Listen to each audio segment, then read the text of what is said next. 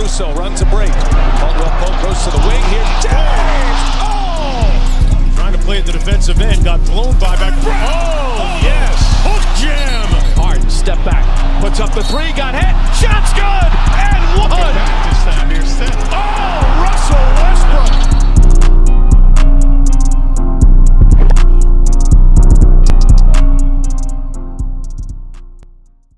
What's up, everybody? It's your boy, Kendall K. Howard, and I am back again with another episode of Trey Ball. And it looks like we're in a new facility here. It's part of the reason why you all haven't seen me in a minute. I've been in the process of doing a lot of stuff, one pertaining to me moving in. That's why I'm in my new place right now.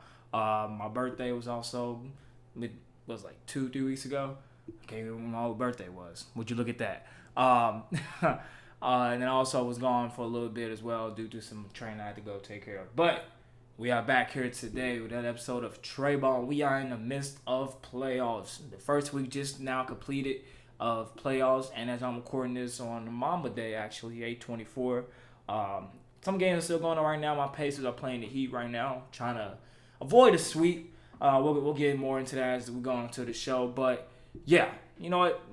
No need to no more introduction. You already know the deal. Let's get straight into it. So the big story that's been going on right now that everybody's been talking about is the Mavericks and Clippers series, which is my favorite series thus far.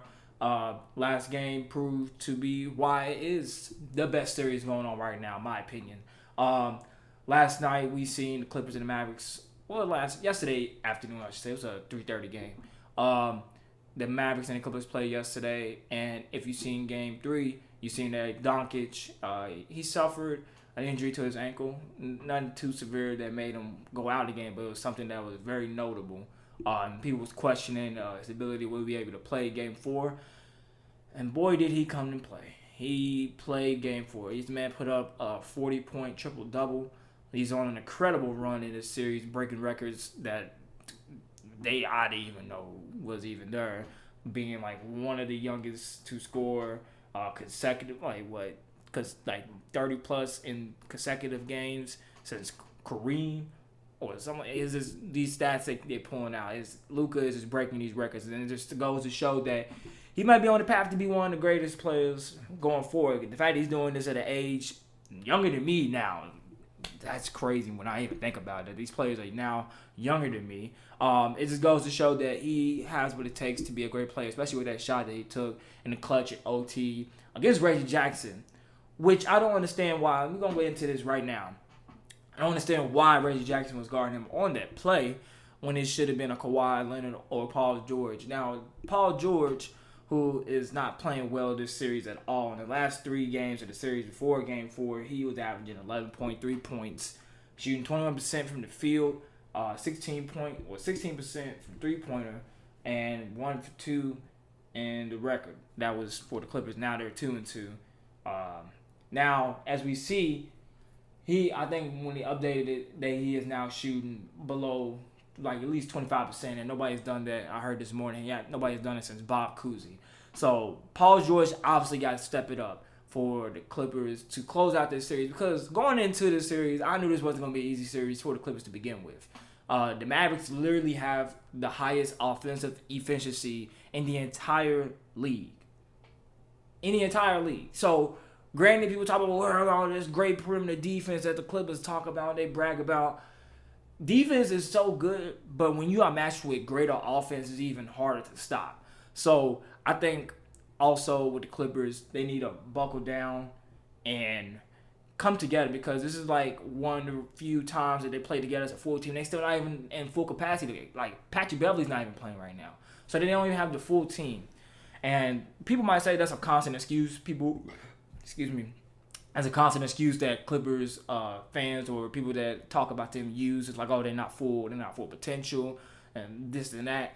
But in this type of series where we are now in the playoffs, because in regular season, yeah, I can see people argue that, but in playoffs is where this type of stuff and chemistry actually matters, because the amount of times these players play together it's showing. It's actually showing right now, as we see with the way they are playing. And I wouldn't say be inconsistent, because you have players like Kawhi Leonard, who's been playing very well throughout the series regardless. He's averaging 31 points. throughout the series. He's still put on the show. But yeah, plays like Paul George, who isn't playing the best he could be playing, and people are pointing to him just not being being a playoff no-show, which I can only defend you for so long, Paul. I can only defend you for so long, bro. You gotta do something. You gotta help me, because they was talking about you when you was in OKC, and I was like, nah, he's still good. Now you just Paul George gotta step up. I'm gonna be real. He just gotta step up. Come on, PG. Step it up, man. Cause this is only the first round. We got 3 more rounds to go to get to that finals. Come on now, Paul. Yes, I'm a big Paul George fan, so obviously I'm rooting for this guy to get it together. So it's just crazy to see this type of thing happen. But like I said, I expected this to happen. I really did. I expected the series to be a very tough one. I see the series even going to 7 games, because it's Luka Doncic and Kristaps, who wasn't even playing. I think got taken out in Game 4. I didn't get to watch the full game because I was at work during the time, but I did watch when he actually hit the shot. And also with Kristaps Porzingis, he got ejected in Game 1. Many pointed out and said that, well, if he didn't get hurt or he didn't get ejected in Game 1, the Mavericks would have been up right now. They'd been up 3-1. People said that he should have been up 3-1. Because then also in Game 2, I think it was Game 2 it was Game 2 with the fouls that was going on. I think that was happening. And people would say that the Mavericks should be up 3-1, but that's not the case. We are now seeing that it is 2-2. Clippers, I see them coming back and rallying and being able to go and beat the Mavericks in Game 7. Because, as much performance Luka Doncic is putting on right now, it's not their time. And if the Clippers get eliminated in the first round, I don't know what to say. I don't know what to say. I don't know what to say. Let's just hope it's not get there, because these Mavericks boys ain't bad themselves. They not bad. But I just think compared to the Clippers as a roster, as a team as a whole, they shouldn't beat them. But this is the bubble environment. Anything can happen. I don't know. Next series I want to talk about is a game that's actually just finished before I just recorded this. It's the Rockets and Thunder series, which is also another series that's tied 2-2 now. Thunder taking the last 2 games on their home court. You want to call it their home court because there's really no home court advantage in the playoffs. Behind Dennis Schroeder's 28 points. Chris Paul played pretty well as well. But that's with Schroeder contributing 28 points off the bench. It just goes to show like the Thunder's ability to play, because that's something they've been using throughout the whole entire season. Is just their guard play with Chris Paul, Shai Gilgeous, and Dennis Schroeder, who's been playing even better off the bench this season compared to last season when he was coming behind Russell Westbrook. I don't know who to point that blame to or what. Maybe it's because Chris Paul's leadership, but whatever. The Thunder in the first game, however, they were shook because the Rockets kind of changed up their defensive system and started playing a zone-type defense, and they still continue to play that. I was watching that in the game just now against the Thunder. Because the Thunder, if you watch them play a little bit, they kind of try to play like a Rockets, not as much, but they, at least from what I noticed from like Game 1, they was trying to put up a lot of 3-point shots, but it just wasn't hitting. And with the Rockets defense, with them being able to switch on everything and playing that zone-type defense, it was effective and it was working for them. And they got a very convincing win off the Thunder at first game. The second game, however, it was very close. The Rockets wasn't able to shoot as many threes, or make as many threes, I should say, in Game 2. They struggled shooting, but they still found ways to win. As I watched some games throughout the series, they've been getting to the basket a lot of penetration, because with that 5-out offense they got, they would pull Steven Adams out the paint, which is their interior defender. And with Steven Adams not inside the paint, it allowed for players like Eric Gordon, who's been playing well, averaging 18 points this series, to go attack the paint. He was doing that a lot in Game 1 too. Jeff Green, who's been playing very well as well, he's averaging 19.7 as the second highest scorer on that team behind James Harden's 32 points he's putting up this series. So they've been attacking the paint a lot more often. So that was why they was able to still come out with the win in Game 2.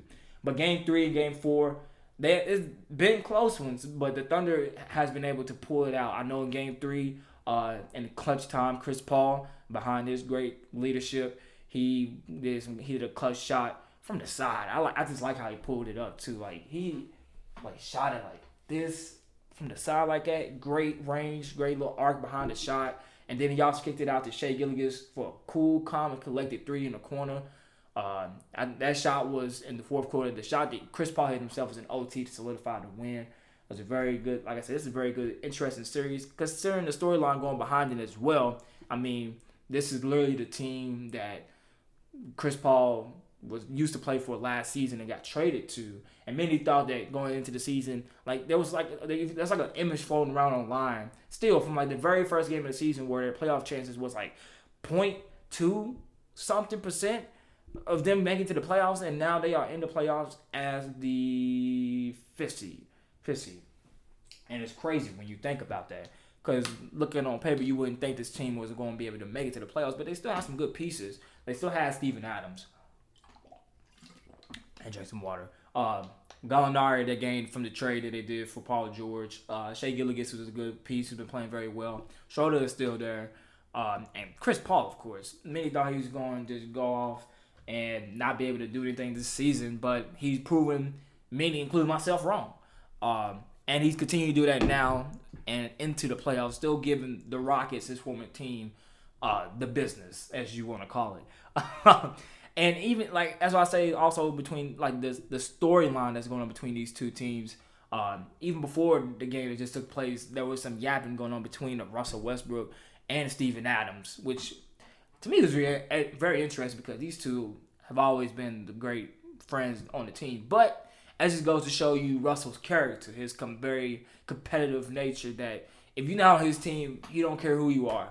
But I mean, hopefully we'll see how it turns out after this. That there's nothing like no real rift between the two. I don't think it really is. It's just competitive nature going on between the two teams talking. Another thing I noticed in this past game as the Thunder beat the Rockets, the Rockets set the NBA record for 58 3-pointers attempted in this game. Now I think if I heard correctly, they held the previous record, which I didn't pull up before this because like the game just ended. They held the previous record before, and another thing I want to propose is like, could we possibly see them break this record again as the playoffs continue? Because as we see, D'Antoni has doubled down on this offensive system of 5-out, small ball, shoot as many threes as possible, and it has proven to work. The team is playing well, and you got to keep in mind too, Russell Westbrook is not playing right now, so the team is you can say it's thriving. I mean, granted it's had 2 losses back to back. And we'll see how the series plays out even more. But they playing efficient. They're still playing very well. Besides that game 2 loss where they didn't shoot very well from the field. When Russell comes back, who they got into him that he doesn't have to shoot as many threes, which helps them too. He can like attack the paint. Like I said, that's what Eric Gordon was doing and Jeff Green was doing as this series been going on. So we'll probably see. They'll probably even break this record as a playoff go on. Who's to say? I think they will. We'll probably see it next series if they face the Lakers or Portland. We'll talk about that. And even if they get past them, we'll see that in the Western Conference Finals. And they're not going to the finals. I can't see that. I can't see that happening. The Thunder did do a better job on defense this game, I will say. Especially in the crunch time, I could tell. There was one shot that James Harden he put up instantly because the team was down by 5 points. They was down by 5 points. With 15 seconds left to go, and it was like less than 2 seconds. Inbounds the ball to James Harden right there in front of the inbounder, left corner, not the corner, left wing 3, instant 3. But it was already 2 defenders on top of him, and at that point, this is better offense just beating good defense. But the Thunder did do a better job of guarding the team this time around.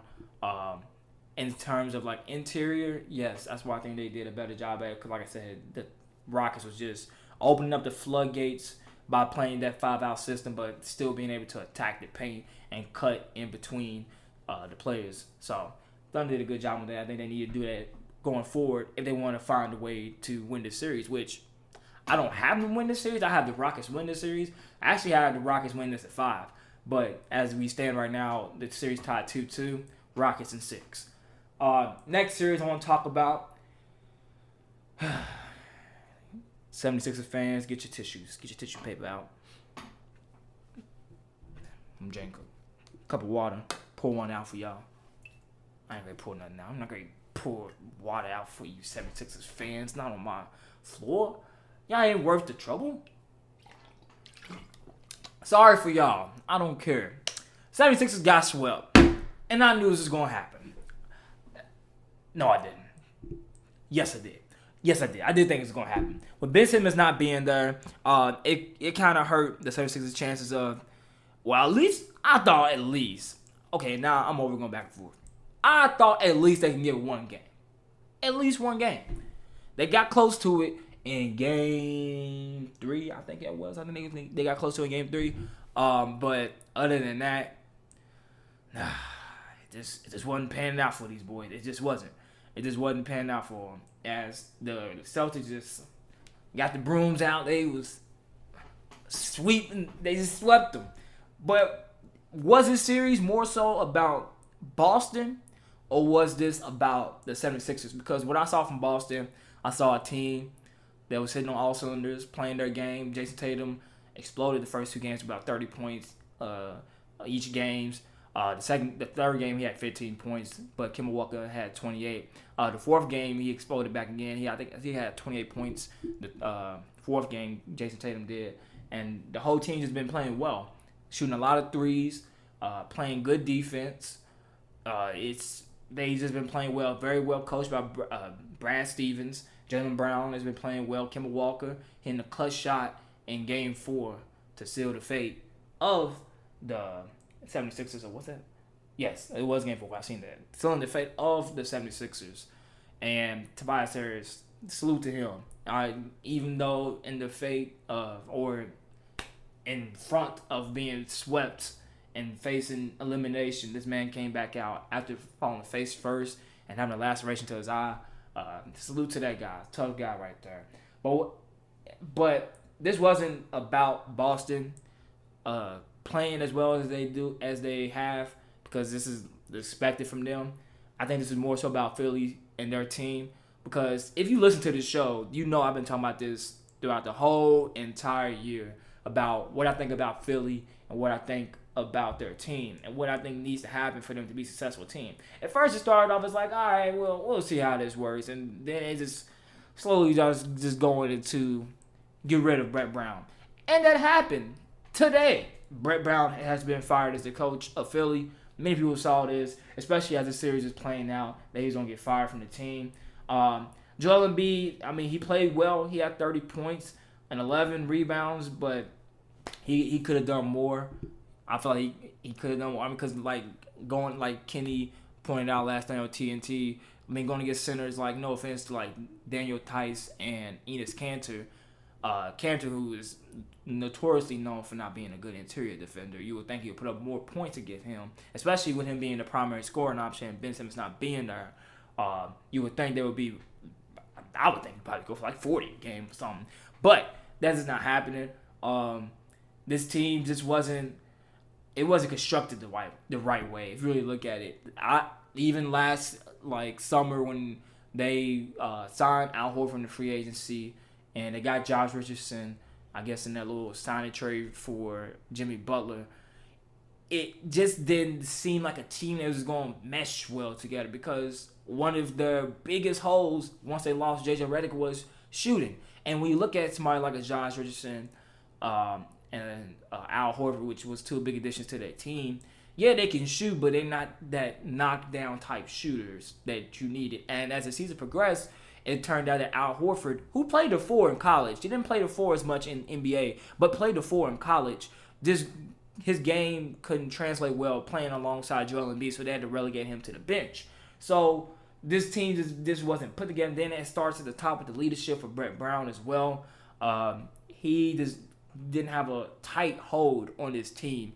Granted, he was there for 7 seasons, and he dealt with a lot of stuff through the process of the first 4, but in the 3 seasons afterwards, as he played with the team, you can say, okay, the first year that they was there, okay, they was young. Second year, all right. But now in this season, it's like you have to make it work. There has to be a coach out there to make it work.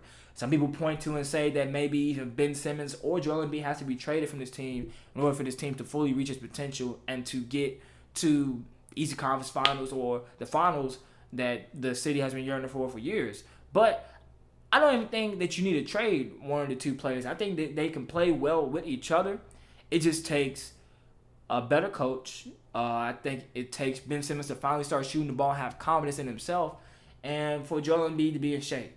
I think those are things that are very crucial and needed for this team in order for them to be successful. And they need more shooters.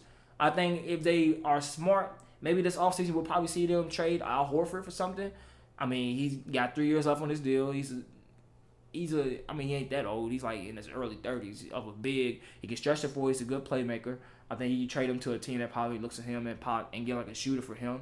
And in terms of like Tobias Harris and Josh Richardson, you can keep them. You can put Tobias back at the 4 and move Josh Richardson to the 3, or you can go out and get a 3 when you try to trade for Al Horford to put a nice shooter at that 3 to solidify that spot. And you get a better coach to coach this team and lead this team, and to get Ben Simmons to be more comfortable, and to get Joel Embiid to be more consistent, to be better with his health.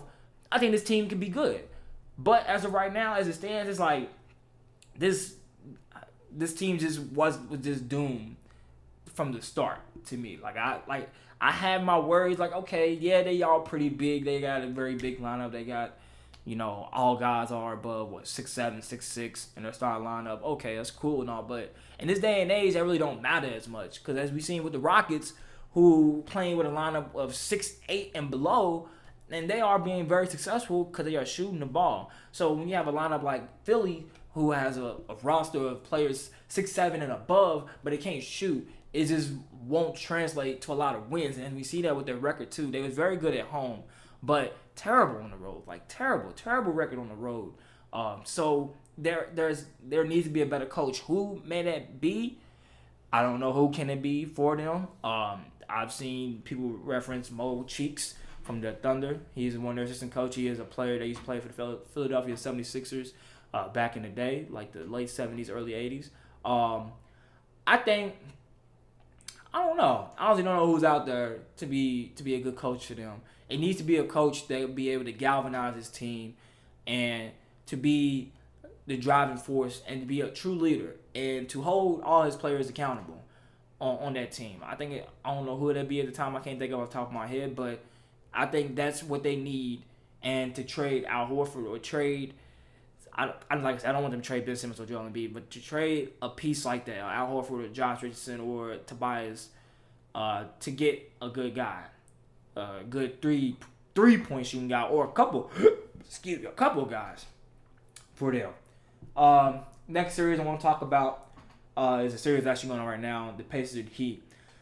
Now, my Pacers, they are now facing elimination. We are down 3-0. We don't have Domantas Sabonis. Victor Oladipo went down one game, but he's still been playing. T.J. Warren has been playing like the T.J. Warren of the seeding games that we've been used to been playing, or seeing, I should say. It's just the Heat are just outplaying these guys. That's from what I've been watching and what I've been seeing. The Heat is just straight outplaying these guys. In the last game, the Heat survived a comeback, winning the game 124-115. And I've been seeing guys just been hooping. Duncan Robinson went for 7-8 from 3 one game. I think that was game 2. It was game 2. He went 7-8 for 3. And it's just like Jimmy Butler's been doing well, leading this team, being a good penetrator, getting his teammates involved. Goran Dragic, who's been taking over for Kendrick Nunn, who has not been playing in these games due to a lack of, or poor health, I should say. Because if you remember that he did suffer the coronavirus before they went to the bubble, him and Bam Adebayo. But Bam Adebayo was cleared and he came into the bubble and he played very well. But Kendrick Nunn, who wasn't in good shape when he returned to the bubble, he played in some of the seeding games, just wasn't the best of shape, so he hasn't been playing in this series. But Goran Dragic, who is going on the last year of his contract, I might add. This is his last year of his contract. He will be free agent this offseason. He's been playing very well, averaging over 20 points this series, and being a good leader on the floor, and like getting everybody involved and scoring when need be necessary. I think in one game he scored 20 points in a half, and only dropped 4 points in the first half. So, and even in game 3, the Heat took 52 free throws. So, let's just stop right there. 52 free throws. Nate Millen talked about this in the post game presser in game 3. That's ridiculous. That's That's a lot of free throws. That's a lot of fouls that is being contributed to this team getting the points they need to get to the line. That's a lot. 52. I just said that the Rockets broke the NBA record with the most three-pointers attempted in the game, and that's 58.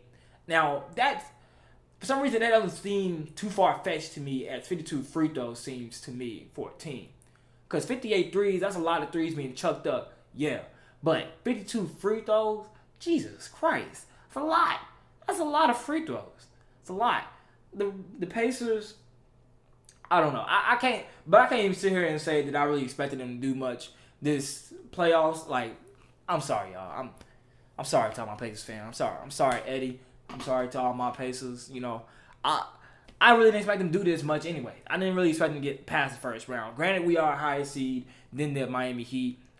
I still didn't really see us getting past the first round. The Heat, they may not have been a higher seed than us, but they are a better team, I would think. Like I said, Jimmy Butler and Ben Adebayo, both who are all-stars. We don't even have an all-star. We don't even have the monster bonus. Oladipo's not even fully 100%. Like, he's not even playing like the Oladipo that we know to be an all-star. We don't have that right now. Malcolm Brogdon played good a couple games. Miles Turner, even doing all right. But we're just not there right now. Nate Milton's been doing a good job. He's got his contract extension. I've seen that. He very well deserved that, considering the team that he's been coaching and for the record that we've been producing. He deserved that. But I don't see us getting past the first round this year. Can this happen next season? I don't know, because I don't really see nobody else really getting traded off this team. Maybe a Miles Turner. Hopefully not. But that could be a possibility of something that can happen. But I didn't really expect the Pacers to do much. So this doesn't shock me. But getting swept, that does kind of shock me. At least I want at least 2 games. I thought this was going to go to game 6. But hopefully, as as you all are watching this, that they didn't get swept by this time that you are watching. But I don't know. We'll see. We'll stay in the East and talk about another series, the Bucks and the Magic. The very first game, very shocking. Very shocking. And what I mean by very shocking, if you know what I'm talking about, the Magic dominated the Bucks. I'm talking about they led the game. Like, they was beating them the whole game. It wasn't one of those wins that was like, oh, they won in the clutch like they did last year when DJ Augustine hit that clutch 3 on the Raptors to take game 1. No. These guys dominated the Bucks. Giannis put up some great stats. He was playing well. He had 36 points that game, 17 rebounds and a couple of assists or something. But they still lost. The Magic was playing very well. They came out with high energy, relentless, playing good defense, was scoring the ball efficiently. Vucevic went off. He had a good game. And that was without Aaron Gordon. Jonathan Isaac still not playing. He's left the bubble. He's gone with his injury. Michael Carl Williams didn't play that game either. And they just dominated them. Played well. But the Bucks, as I predicted, as I knew, many knew, that was going to continue to happen. The Bucks came back, and they are now leading the series 3-1. After they won today, actually, beating them 121-106. There's nothing too much to say about this series, I would say. Besides, like, that game 1, I haven't been paying too much attention to it, I ain't going to lie. They've been showing the games on NBA TV, which I do not have access to. But from what I've been seeing and been watching the highlights from the games, Giannis is playing like a true MVP. He's averaging 31 points this series, 16 rebounds, 6 assists. One thing I will say I noticed the Magic did do well, and that can be a problem going forward. They did play good interior defense on Giannis. Granted, he still scores 36 points. They played well defensively against the team and kind of closed out properly when he was looking for that driving kicks that he does constitute all those shooters like Chris Middleton or George Hill or Vincenzo, all these players that he have on his team. They did play very well. So I don't think to note for the Bucks going forward. I know people just expecting them to just steamroll their way to the finals. But as we talk about with the next series I'm gonna get into, and even with the Celtics, they would play this. They would play the Heat. They would play the Heat next. That's gonna be an interesting series. That's that's actually a series that I look forward to, because if I believe so, in the regular season, the Bucks have lost both times against the Heat. The Heat, they are a smaller team than the Bucks, but they play better defense than the Bucks actually, and they actually know how to guard Giannis. So it actually be a good series to see in the Eastern semis. Next series I want to talk about is the Raptors versus the Nets. Another sweep that took place. Not another sweep. Yeah, there's a sweep that took place. What did the Raptors show me from this series? Well, they showed me they play very, very, very good team basketball, on both ends of the floor, offensively and defensively. So much so that in Game 4, they out of the 150 points they scored total, their bench scored 100. Let me say it again. Out of 150 points total, what the hell was that? Their bench scored 100. 100 points. If that's not team basketball to you, I don't know what it is. I don't know what you need to go get a book. Team Basketball 101. You need to hit up Naismith. Look it up. That was team basketball. They've been playing very well, hard on defense. That's one of their big things. They're playing hard on defense. And this is their first sweep in franchise history. Now, with all this being said, Nick Nurse actually won Coach of the Year as well. That would make two Coach of the Year awards for Toronto within the past 3 seasons. Because you remember Dwayne Casey won Coach of the Year before he got fired, and now he coaches for the Pistons. So Nick Nurse won Coach of the Year. Congratulations, very well deserved with this team. Many didn't predict it to be as good this year without Kawhi Leonard, which brings me to my point. With Kawhi Leonard not being on this team and being that go-to guy when needed a bucket, especially in environments like this in the playoffs, who will that guy be for the team now? People will say it'll be Pascal Siakam. We haven't seen that as much from him throughout the year to be that go-to guy to get that bucket, or being the guy that wants to, step up and take that chance and take that charge of being that go-to guy and saying, "Give me the ball. I'm taking you there." He is, granted, no shade against him. He's still being a good player. He's still a great player, I should say, but he hasn't showcased that mentality to be a top dog alpha male like that. So there's been questions being raised of who is that guy going to be in Toronto, because in these wins that they have against Brooklyn, they haven't been so close. So when you get to the next series, when they would play, okay, so I was right. Yeah, I said another sweep earlier. Yeah, my fault. So when they play the Celtics next series, who is a formidable team, as I said, not saying that Brooklyn wasn't, because they play very hard without their players, without Spencer Dinwiddie, without KD, without Kyrie, without DeAndre Jordan, without those key players, and Joe Harris, who went out at the game too. Without those key players there, they've been playing very well. So as they face a team like Boston, not to say that they're going to blow them out or all the time, or the Celtics going to blow them out. There's going to be some close games. I guarantee you there'll be some close games in between those two teams. Who's going to be that guy that the Raptors can go to and say, "Take us there"? Because Kawhi Leonard's not there no more. Could it be Fred VanVleet, who's been playing very well in the last series and shown to be a go-to guy in some games last year in the playoffs, especially in the finals? Could it be him? Who's to say? Kyle Lowry, who actually suffered a sprained ankle, who, as I haven't heard too much about what is it going to be going forward for the Boston series that's supposed to start on Thursday. By then, he should be recovered. It's only Monday right now.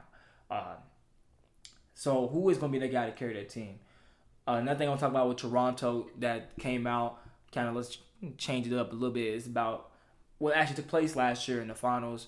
If you all remember the incident where Masai Ujiri was stopped by a security guard / police officer from getting onto the court because they didn't believe his credentials, didn't know who he was, and there was an incident, a scuffle that took place between the two, and Ujiri wasn't able to get on the court until Kyle Lowry brought him onto the court.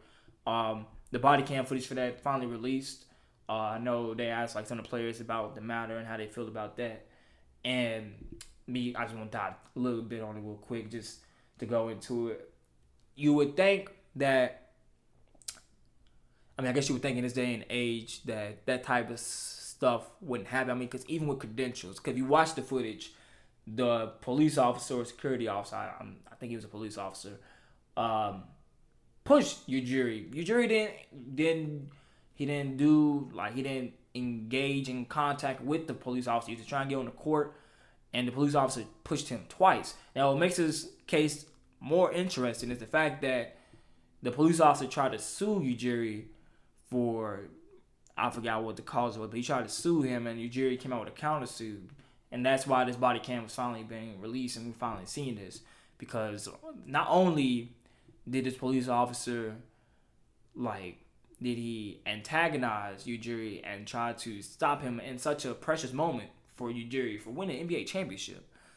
And kind of, I can only imagine what Ujiri was going through in that mindset and throughout that, the whole entire process. That's can be traumatic, just traumatizing for him. Especially in that moment, which is supposed to be a feel-good moment for him. Not only did he try to do that to Ujiri, but he also tried to victim blame and make Ujiri the bad guy and try to sue him. Because, I don't know, I think the police officer lost his job. I think that was one reason why he tried to do that, or there was some ramifications that came from him doing that. So, it just goes to show you that, God know there's instances out there like that, as you see with, the internet, people talk about, Karens and stuff, and these people, white people, that will be violent and aggressive and will do heinous things towards people, but then try to flip the script and try to make it seem as if they are the victim of the situation when they caused the situation in the first place for this to happen, which is totally not wrong. I'm not just saying white people do this, because other people can do this as well, but it's a recurring theme we see with white people and white privilege that goes on, and that's something that just needs to be resolved. And I hope that people will just learn to just abstain from stuff like that and to just take responsibility for your actions and not to try to victim blame and to some words I'm just losing my head right now, not just to antagonize people for their color and just because of just whatever, just be kind. And if you do something wrong, you did something wrong, just stick with it, you did it wrong. But I'm not gonna go too deep into that.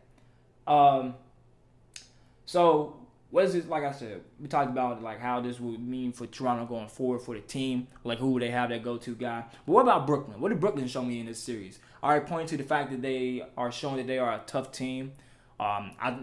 Even without all their players, I thought they can at least give one game. I thought they were gonna give at least one game, but unfortunately, it did not happen. Karis LeVert, he's been playing very well. I saw one stat that he was one of the guys that off of pick and rolls that he got doubled second most to Damian Lillard. Damian Lillard had 951 times where that happened, and Karis LeVert was second to that. I forgot what his number was. But with the way Karis LeVert has been playing, if you put that alongside Kevin Durant when he returns, Kyrie Irving when he comes back, and when the team just comes back to a full roster, this team next year could be a team that goes to the finals. It can be. They get a good coach. There has been rumors that they are seriously exploring the possibilities, listen to this, of getting Greg Popovich from San Antonio to be the head coach, who is one of KD's favorite coaches. If that can happen, I don't know if they'd be able to pull Greg Popovich from San Antonio. That man been embedded there for decades. That would be incredible. That can be a team that, if that happens, if Greg Popovich becomes the coach of the Brooklyn Nets, that's my pick for the 2021 NBA champions. You heard it here first. That's my pick for the 2021 NBA champions will be the Brooklyn Nets. If they can get Greg Popovich to be the coach of the Brooklyn Nets, and KD and Kyrie stay fully healthy, that's champions. Those are the champions right there. I can see it happening. They have all the pieces to do it. With Karis LeVert, like I said, he's playing very well. He can be a great third option for that team. He won't be such a below third option like a Kyle Kuzma is for the Lakers. He'd be a great third option. He'd be like a Klay Thompson to the Warriors when KD and Steph was there. He can be that guy that when Kyrie ain't feeling it, he can go off. Karis can go off. If KD ain't feeling it, he can go off. If none of them is feeling it, he can go off himself and they can still be able to win.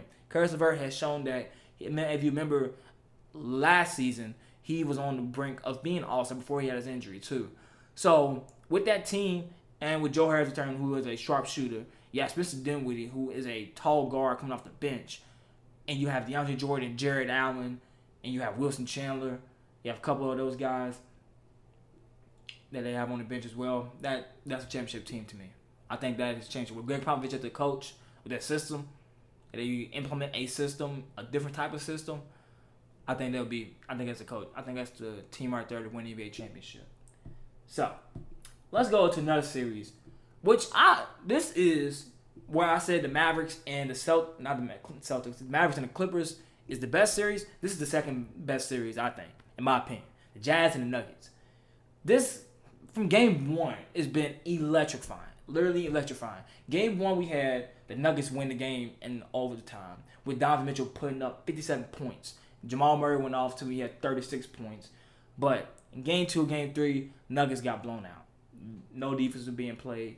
They just got torched by the Jazz. And then in game three, Mike Conley returned. Like I said, the Jazz blew him out. He returned from his quarantine, and he shot 7 for 8 from 3, which is a playoff high from him, and he scored 27 points. Now, keep in mind the Nuggets do not have Will Barton. Gary Harris is slowly but surely coming back, these are two integral pieces on their team. But I didn't foresee them going down 3-1 because the Jazz did take game 4 last night behind Donovan Mitchell's 51, and he had 51, and Jamal Murray had 50. Both they became the first players in playoff history, for opponents to score 50 each, which is incredible. Now, like I said, I didn't see this team going down 3-1. I saw the Nuggets I thought they was going to win last night. I really did. I thought they was going to win last night, but it came down to the wire, and the Jazz and Donovan Mitchell just wasn't happening. They just was not having it. So, what does this mean? As they're down 3-1. Well, what would this mean for the team if they do lose this series? Granted, they are a 3 seed versus a 6 seed Jazz, who on paper you would think the Nuggets will be able to beat these guys. At least in my opinion, I think they are better. But I guess the Jazz just wanted more than these guys. That's what it looks like. It's like these guys just wanted more. The defense that the Nuggets are playing is obviously not effective enough. They literally have no answer for Donovan Mitchell. Literally, no answer for Donovan Mitchell. He's just been doing whatever he wants, scoring however he wants, easily. They've been surrounded by shooters. George Niang, who've been playing very well. Jordan Clarkson had 26 in one game. And they Jazz not playing without Bojan Bogdanovic. He's not there. So, I mean, if they lose this first round, what does this mean for the Nuggets? It means that, for one, like I said, they don't have all their pieces. 2, they are still relatively young, but there's only so much excuse because Donovan Mitchell is in his 3rd year, and he's already put out the Thunder his first year. He put out last year. Who did he play last season? Who did he play last season? I think he might have got put out the first. Nope, because he ended up facing the Rockets. No, they lost. They lost last year. Yeah. No. I don't know. I don't want to think too much about it right now. But Donovan has been proven in these past 3 seasons to be a good playoff player. So you can't just put age on it. There just has to be some mentality within one of these guys to be that go-to guy to really carry and lift this team to just take him to the moon. Jamal Murray, many could say he could be that guy to be that go-to scorer, but he's just being consistent because where he scored 36 in the first game, the 2 games in between until game 4 last night we dropped 50, he wasn't as good. I know game 2 he didn't put up nearly as much points. He didn't. And Michael Porter Jr., who I see can be possibly the go-to scorer for the team, he's not there yet. This is his first season playing. He's been playing in and out, throughout this season. Playing more and more a lot often in the bubble.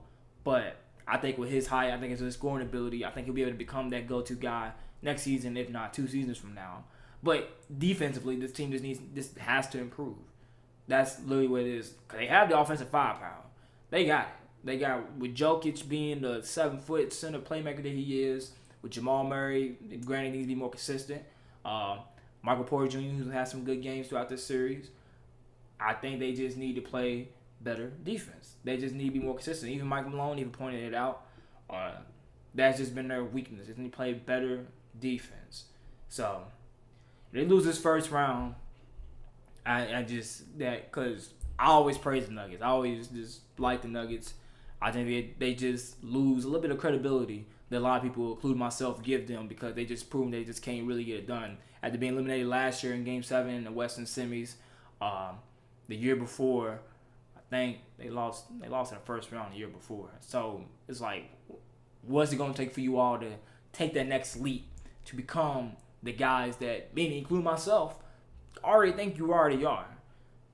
They just need to become better defensively and need to have that go-to scorer, which I think will be Michael Porter Jr. Let's go into the last series. I know some of you guys have been wondering when I was going to talk about it. Lakers and Trailblazers. This series. So, this was a series that I was happy. I was very happy that it came to fruition. Because before the bubble started, the AC was Memphis Grizzlies. Now, Grizzlies, they played very well throughout the season, and they earned that AC. But with this bubble and the way that it worked out, that if there was the 9th seed was 4 games behind the AC, they'll have a playing game. And the Trailblazers, Damian Lillard, he came in with a mission. He was very relentless. He came in. He said, no, I want more. You know what I came here for. And he came here. He didn't come here for a little 2-week stay. Like, I'll play these playing games and just leave. No. Damian Lillard came in with the intent of making the playoffs, and he is here.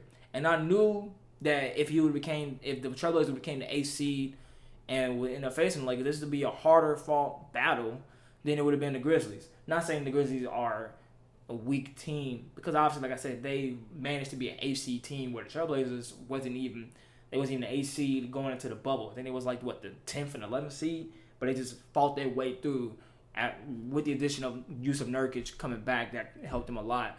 And Melo playing very well too. The Trailblazers are more competitive. They make it more competitive for the Lakers. I remember specifically the first game back after Kobe Bryant's death, which I'll get into later in the show.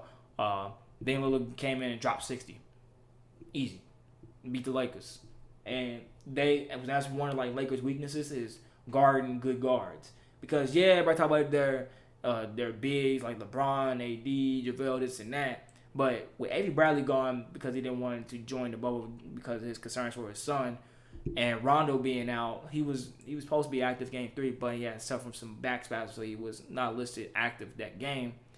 You have the defenders like Danny Green, who's supposed to be a good 3-and-D player, but has declined over recent years. KCP,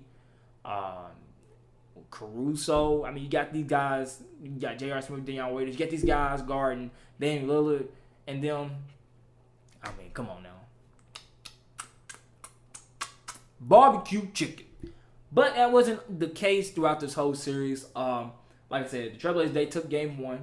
But it was a very close game. Good clutch shot from Gary Trent Jr. He's been playing very well in this bubble as well. Game 2 and game 3 was a little different story. Game 2, Lakers blew them out the water. I was in the gym watching the game, and I was like, are they blowing them out by 30 in the third quarter? I'm like, ain't no way. I just can't see because the TV was so far away. I just couldn't even see. I was like, ain't no way. This ain't happening. No. I look, I get closer. I said, I'll be damned. They are. Dang it. I know my Lakers fans like, you just a Laker hater. I just, it's not even the fact that I'm a Laker hater. I just want, LeBron, people been talking about it for years. It's like, LeBron does this in the East, wait till you get to West. So, and LeBron, he's finally in the playoffs in the West because he didn't make it last year. I just wanted him to experience the gauntlet that is the West. So, I want him to go through some tough battles. I ain't rooting against the guy. If LeBron wins, he wins. I have no stake in this. I mean, I would want the Rockets or the Clippers to come out the West. But if he makes it, oh well. My Pacers ain't making it. You see, they probably about to get swept. Hopefully not. Rockets, they can make it. They can make it to the Western Conference Finals low key. I ain't gonna cap. They can make it. But I just want LeBron to experience this gauntlet. So that's why I said that I was excited when the Trailblazers came to 8th seed, and we finally saw playoff LeBron in Game 3. Because Game 1 he put up 20 points, and a couple. He had a little triple double. Second game didn't really do as much, but the third game, Third game. This man put up, he had 38 points, 12 rebounds, 8 assists. This is what I wanted. I wanted to see LeBron in this mode. Because like I said, the first game, he wasn't putting up the scoring efficiency. Because if we seen in the seeding games too, LeBron wasn't really scoring as much. And then a lot of questions raised in my head. I was like, is this LeBron holding back for the playoffs? Is he getting old? What is it? Why is LeBron going off? And the playoffs are here. The first 2 games, he really didn't show it to me.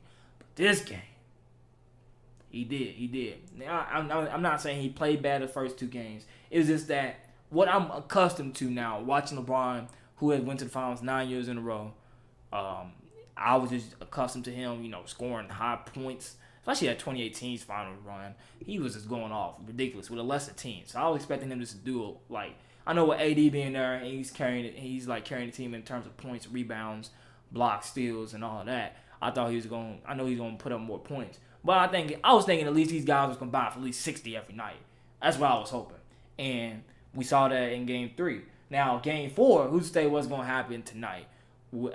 As I'm recording this tonight. By the time you're watching this, we'll know the aftermath. Maybe be 2-2 or maybe be 3-1. Hopefully it's 2-2. But I'm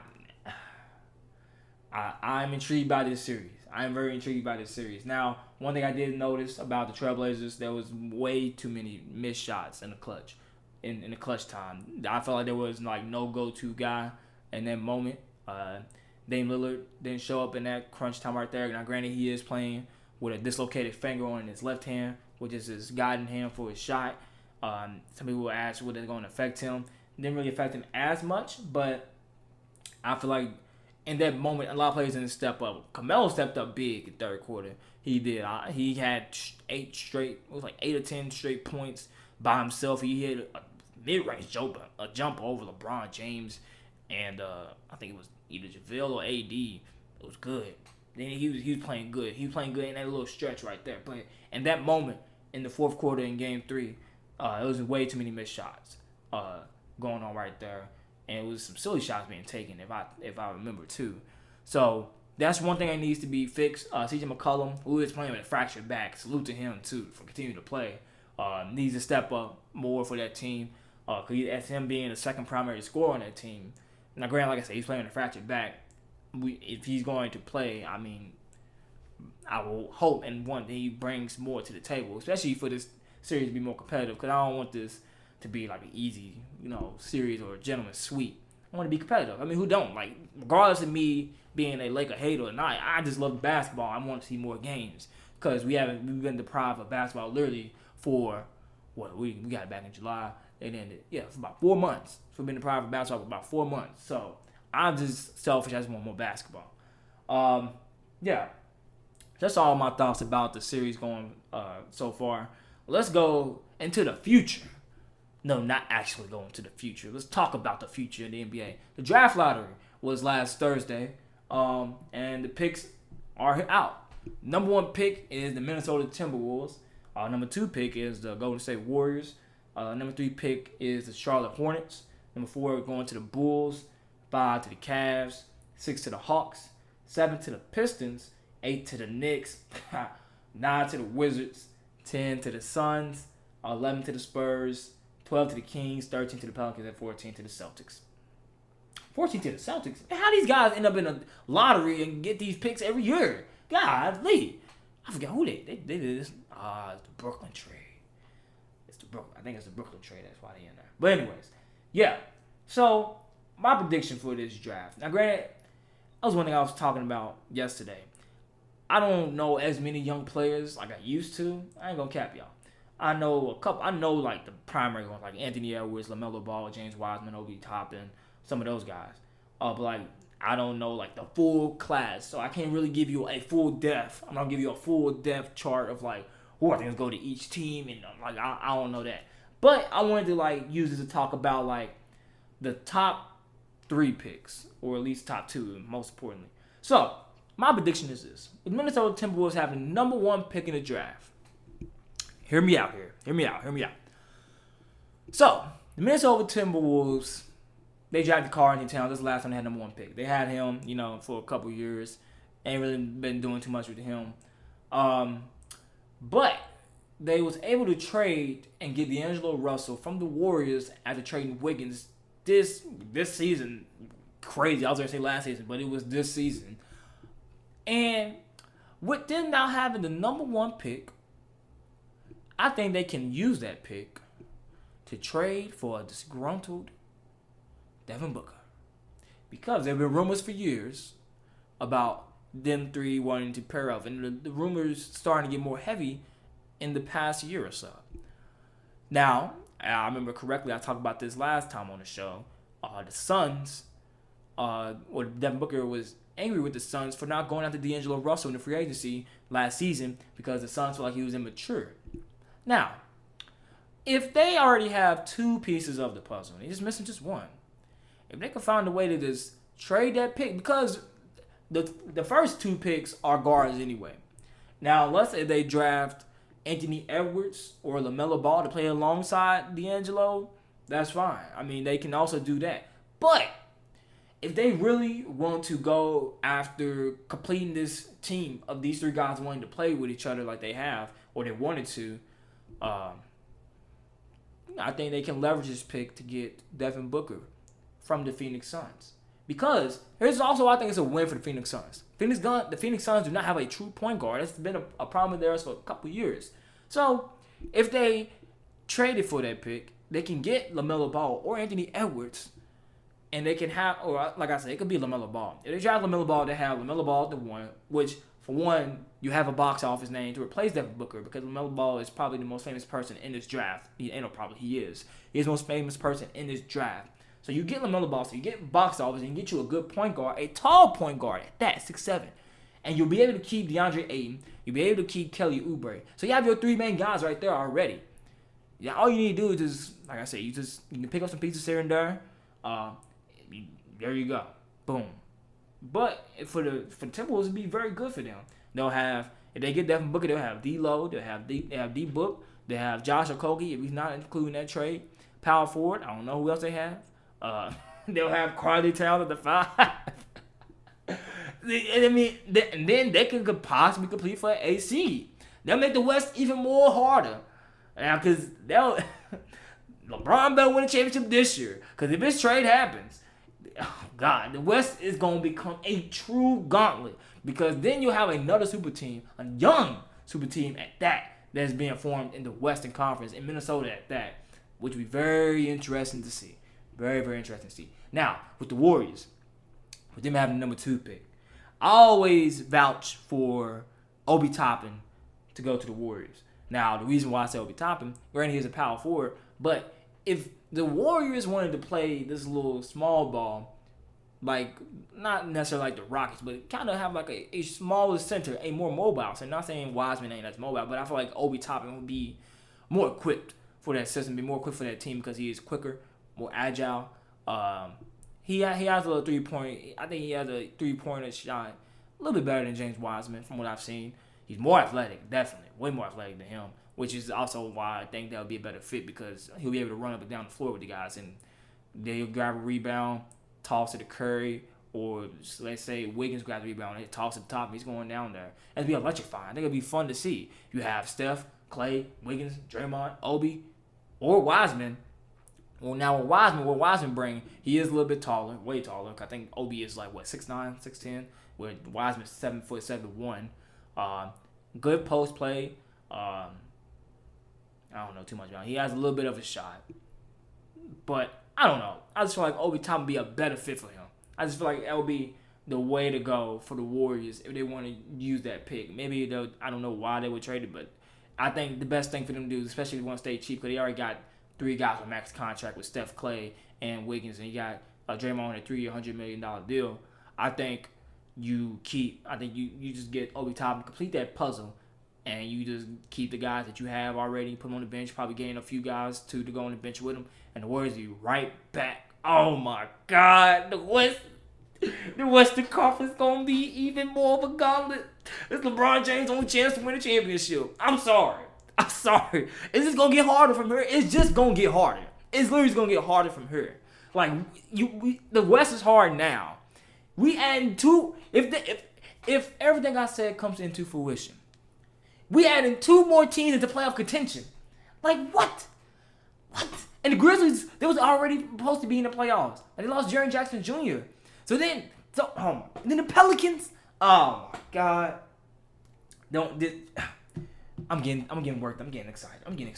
Let's wrap this show up before I do too much. Let's wrap this show up. So I want to wrap this up. As I said, I am recording on 8/24. This is Mamba Day, Kobe Bryant Day, and it's also a frequent guest on this show, a good friend of mine, George Bell. His birthday. Happy birthday to you, George. Probably watching this, it's not even your birthday anymore, but it's okay. As I'm recording this, it is your birthday, and happy Mamba Day. What has Kobe mean to me? I know it means a lot to George. George loves Kobe. That's his guy. But to me, my dad he is a Laker fan. I would say I grew up a Laker fan until I eventually started forming my own opinion about basketball and I became a fan of the Phoenix Suns, specifically Steve Nash, who was my favorite player of all time. But Kobe, I remember the very first episode I recorded this show was talking about his death. It's crazy. Months later, 7 months later, that he is. It's unreal to say that this man is dead. To be celebrating this day, 8/24, without him here, and just reflecting on what he has done, the impact he has on people globally, is just amazing. What he contributed to the game of basketball and to life itself.